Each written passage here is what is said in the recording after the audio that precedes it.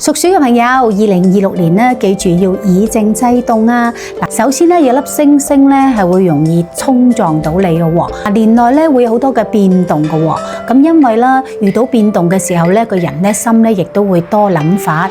嗱，記住咯，成個年份裏邊咧變動亦都係常態嚟㗎，千祈唔好驚改變。嗱，生活啦、工作啦、住屋啦，本來諗住好穩定啊嘛，唔想追求改變嘅人都係中意佢一成不變。但係記住，原來變產生動，動亦都係產生機會㗎。今年可能會因為喐動咧，令到你有意想唔到嘅收穫。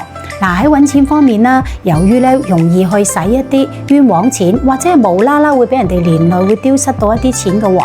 如果好重大嘅投資咧，都係要諗清楚謹慎啲。記住啊，唔好隨便借錢俾人。呢個人嘅信用得唔得咧，都係要令你觀察再決定嘅。嗱，做嘢方面啦，容易出現一啲文件嘅出錯，又容易俾人哋誤會喎，經常會因為一啲小嘅誤差嚟做錯事，搞到成件事彎晒。記住啦，做嘢一定要專注力要夠啊，最緊要守承諾，留低個好口碑先得。感情方面咧，全年都會比較起伏，令到你個情緒比較低落添。嗱，今年容易觸景傷情嘅喎，記住唔好勉強啊！勉強一段關係或者係勉強挽留一啲嘢，反而會適得其反嘅。遵從自己嘅內心，尊重自己嘅感受，最緊要係要活出自己。